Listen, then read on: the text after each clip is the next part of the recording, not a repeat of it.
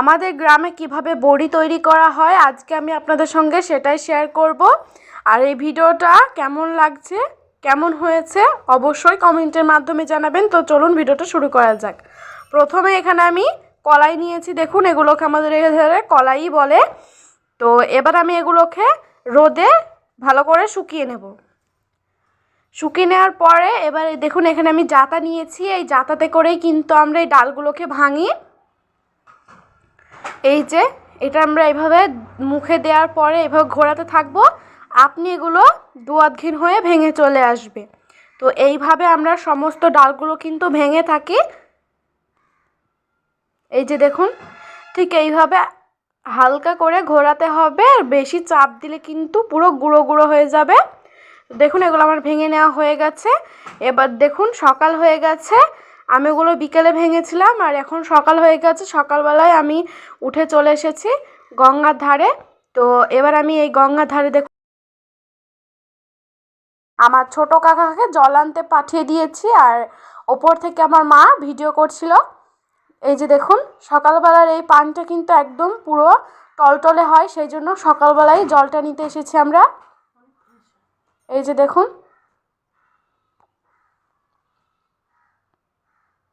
এবার আমরা এই জলটা নিয়ে আমাদের বাড়ি চলে যাব।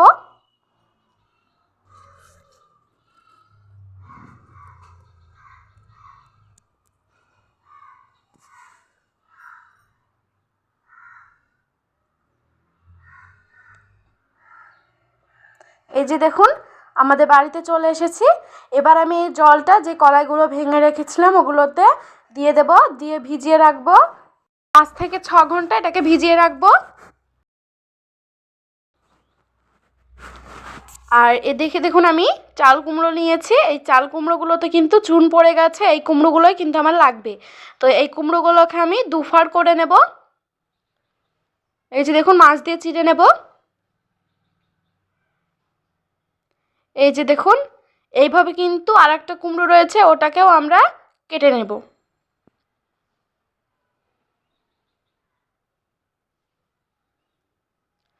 এই যে দেখুন কেটে নিয়েছি। এবার যে এর মধ্যে যে বিচিগুলো রয়েছে না, ওই বিচিগুলোকে আমি তুলে একটা বাটিতে নিয়ে নেব। এই যে দেখুন এইভাবে হাত দিয়ে বিচিগুলোকে বের করে একটা বাটিতে আমি নামিয়ে রাখবো।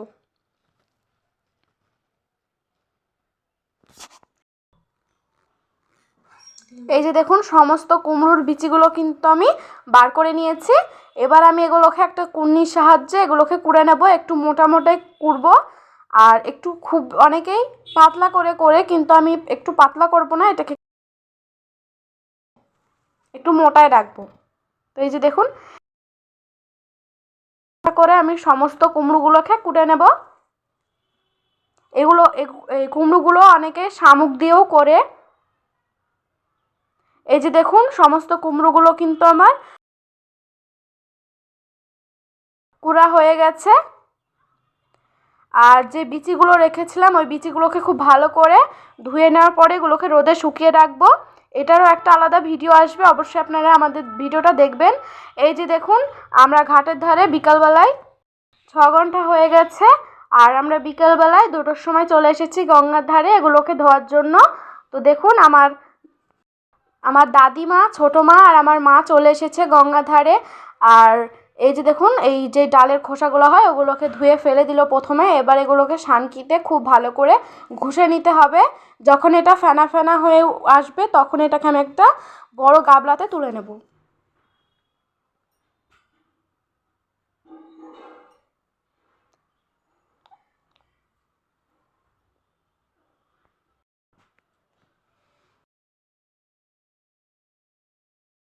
দেখুন এগুলো কিন্তু আমার মা ধুয়ে নেবে। এই যে দেখুন এইভাবে গামলাতে জলটা নেওয়ার পরে দেখুন ওপরে ফেনাগুলো ভেসে উঠলো। এবার এগুলোকে আমি ধুয়ে নেব। ধোয়ার সঙ্গে সঙ্গে কিন্তু যেই খোসাগুলো রয়েছে ওগুলোও কিন্তু চলে যাচ্ছে। এইভাবে কিন্তু আমরা দেখুন এইভাবে কিন্তু সমস্ত কলাইগুলোকে আমরা ধুয়ে নেব। আর এই কাজটা কিন্তু পুকুরে বা গঙ্গা নদীতেই করবেন, কারণ যদি আপনারা এগুলো কলের পানিতে করেন তাহলে কিন্তু আয়রনে বড়িগুলো কালো হবে।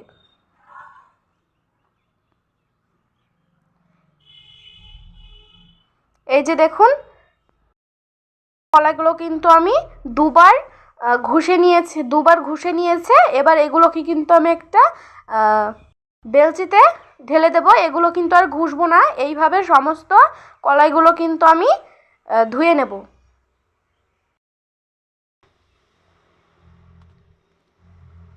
এই যে দেখুন এগুলো ঘষে নেওয়া হয়ে গেছে, এগুলোকেও আমরা গঙ্গার জলে ধুয়ে নেব।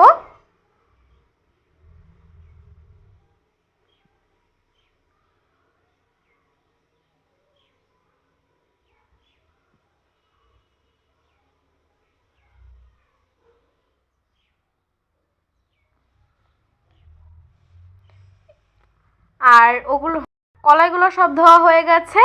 লাস্ট পর্যায়ে আমরা বাড়ি যাওয়ার সময় যে কুমড়োগুলো কুড়ে রেখেছিলাম ওগুলোতে একটা ব্যাগে ভরে এগুলোকে আমি নদীতে খুব ভালো করে ধুয়ে নেব। এই যে দেখুন এইভাবে খুব ভালো করে কিন্তু আমি ধুয়ে নিচ্ছি।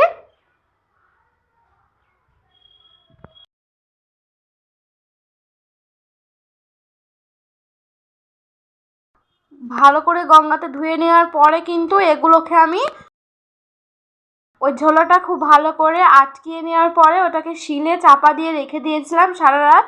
এখন ভোর 4টা বাজে, এগুলোকে আমি খুব ভালো করে কলাইগুলোর সঙ্গে কিন্তু মিশিয়ে নিয়েছি। কলাইয়ের যে কালো অংশগুলো ছিল, যে গোটাগুলো রয়ে গেছিলো, ওগুলোকে আমি সন্ধেবেলায় বেছে নিয়েছি। তারপরে কিন্তু কুমড়ো শিলে বেটে নেওয়া হয়ে গেছে। এগুলোকে বেটে নেওয়ার পরে একটা গাবলাতে, যেহেতু অল্প অল্প করে বেটে নিয়েছে শিলে, সেই জন্য কিন্তু এগুলোকে একটু মিশিয়ে নেওয়ার, খুব ভালো করে একসঙ্গে মিশিয়ে নেওয়ার পরে অল্প অল্প করে গাবলায় তুলে নেবে, দিয়ে অর্ধেক অর্ধেক করে এগুলোকে খুব ভালো করে সানতে হবে।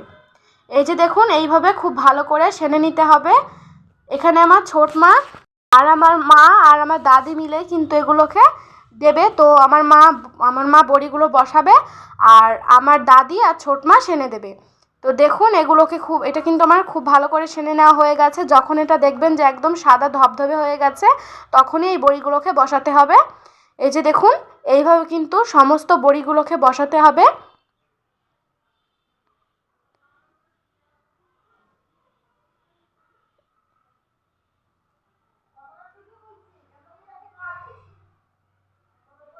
এই যে দেখুন এইভাবে কিন্তু আমাদের গ্রাম্য পদ্ধতিতে বড়িগুলো তৈরি করে। এইভাবে কিন্তু সমস্ত বড়িগুলোকে তৈরি করে নেব। এই যে দেখুন সমস্ত বড়িগুলো কিন্তু তৈরি হয়ে গেছে। আর এই বড়িগুলোকে কিন্তু 1 সপ্তাহ মতো খুব ভালো করে রোদে শুকিয়ে নিতে হবে। আর সন্ধে হওয়ার আগে এই বড়িগুলোকে ঢেকে দিতে হবে, আর সূর্য ওঠার আগে কাপড়টা সরিয়ে দিতে হবে। তো ভিডিওটা আজ এখানে শেষ করছি। আল্লাহ হাফেজ।